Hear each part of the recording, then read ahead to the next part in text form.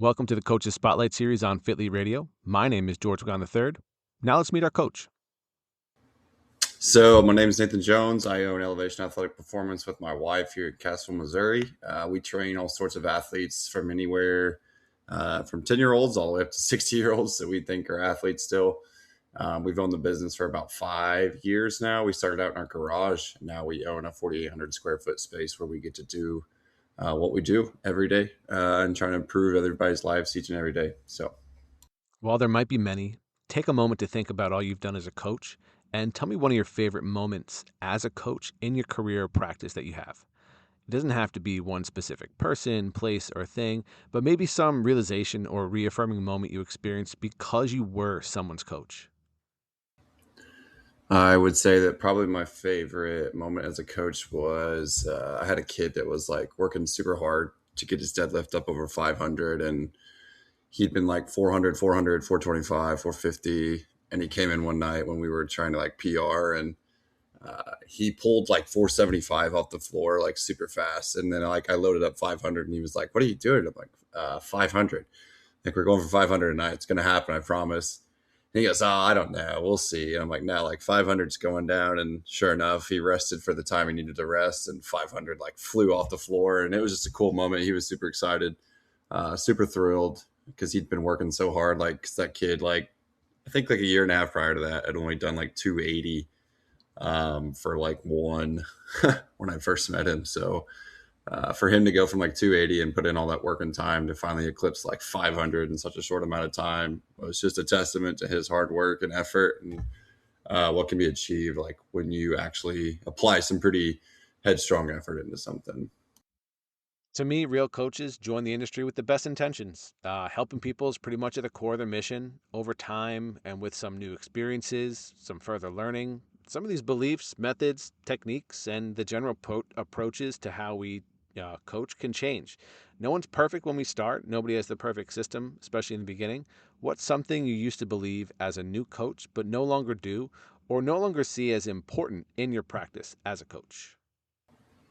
I would say I used to believe that I had to be kind of hard and kind of a jerk, um, and really be harsh on people when it came to like showing up and putting in work and time and effort, which I found other ways to keep people accountable, keep people coming back, and really start to connect with people instead of just being like this harsh, hard um, person that was kind of insecure about what they were doing to try to project onto other people. I just found a way. I don't know. I guess the best way to say it is like you didn't have to be a hard coach. Like, you had to be on people all the time and really rude and mean to people and to like stand over them and yell at them when they didn't do what you wanted to do. Like, there's other ways, obviously, to get your point across and to become more personal to people.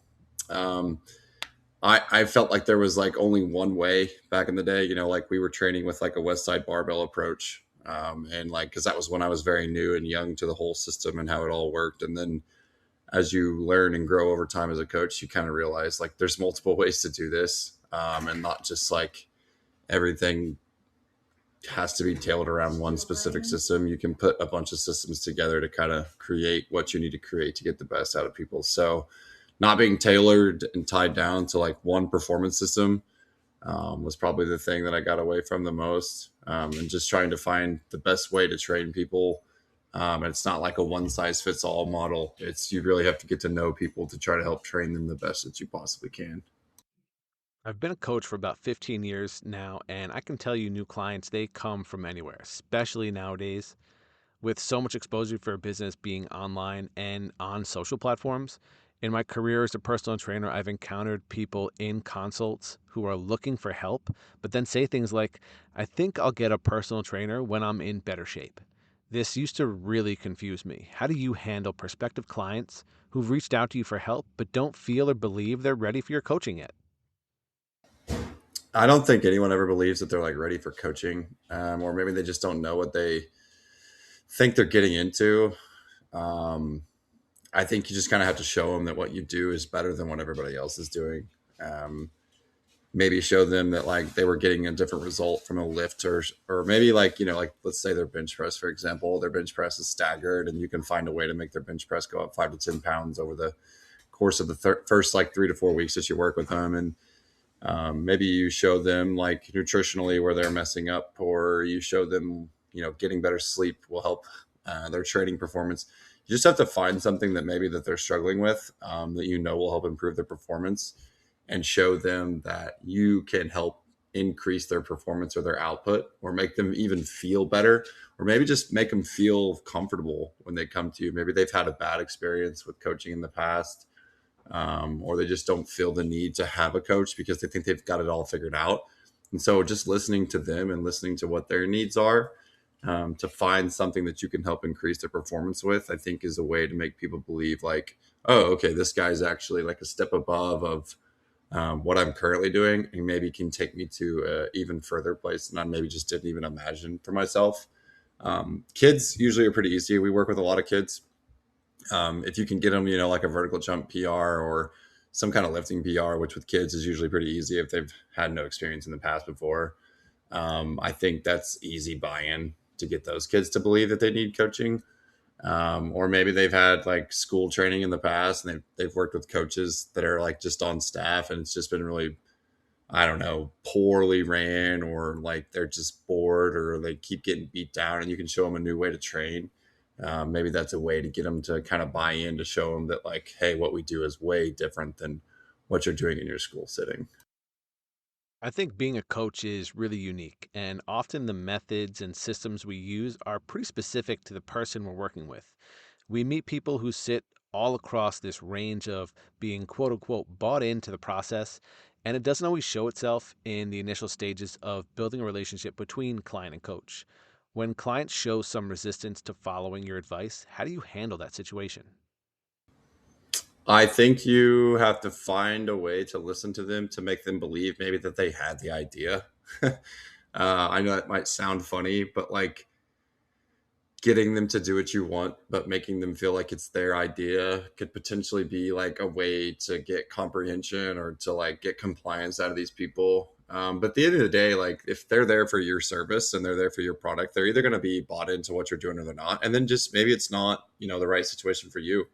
And maybe it's not the right situation for them. Like not every coach is meant for every athlete or individual who wants services. Just because you provide a service doesn't mean that it has to be, you take everybody and anybody that wants to come walk through your door. It has to be a fit. Like they have to be willing to work with you, and they have to be willing to be open to change, and you have to be willing to work with them. But not every coaching situation is going to be perfect. We've let plenty of people walk out the door because they were expecting something different, or it just didn't work with us, and we just had to move on, and that's okay sometimes.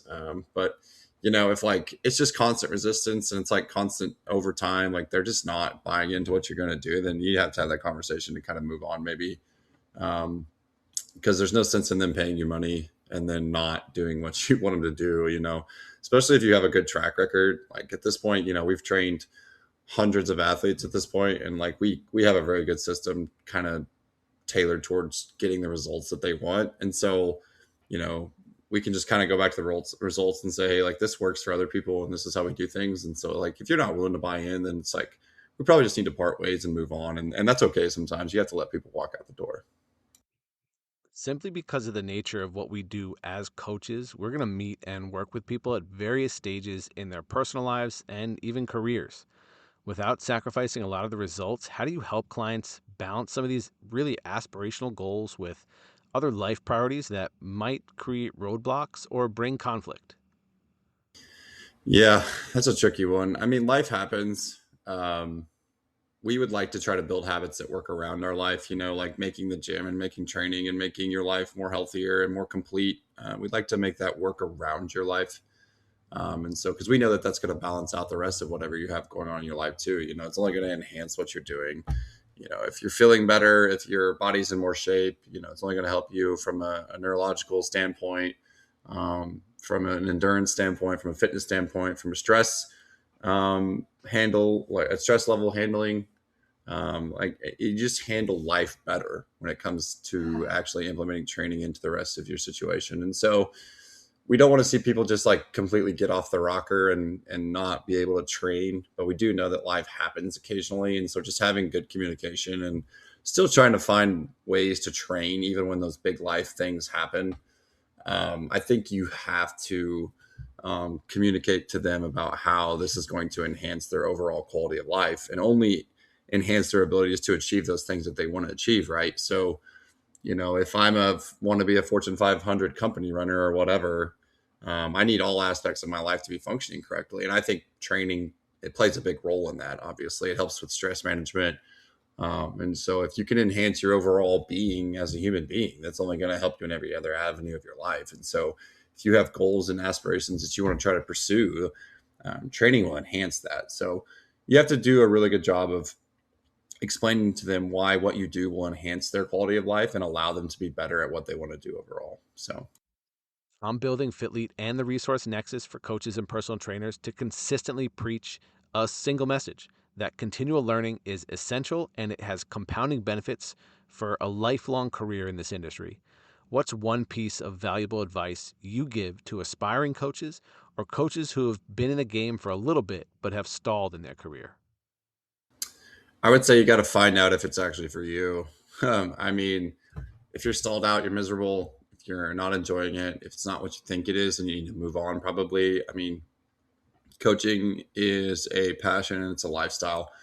You have to enjoy helping people. You have to enjoy being in a service industry. You have to be willing to sacrifice a lot of your own personal time to help other people too.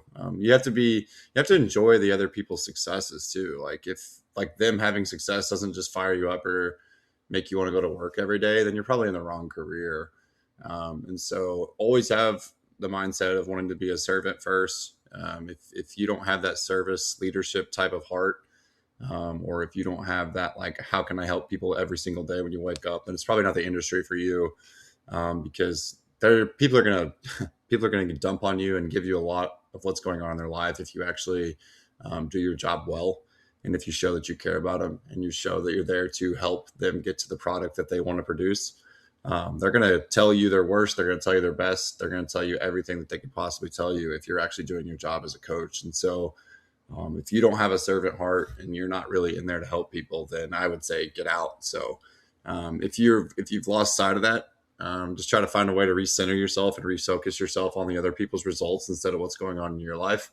Whether that's just like, I'm going to go above and beyond to make sure I pick up people's weights and put weights on and enter people's training results in and check in on people daily. Like, you have to find a way to renew that spark. And if you can't renew that spark, then get out. So I guess the advice I'm giving you is that, if you don't love what you do, not that there's not going to be good and bad days, like it's hard to be a trainer sometimes, but I think you really have to make sure that you know that you wake up every day excited to go help people, and if you're not excited to go help people, then you probably aren't in the right industry. That's all for this episode. Thank you so much for coming on and sharing some of this great info about yourself and what you do as a coach. I'm glad I got to know you a little bit more through this episode, and I'm glad some listeners got to know you for the very first time through the show.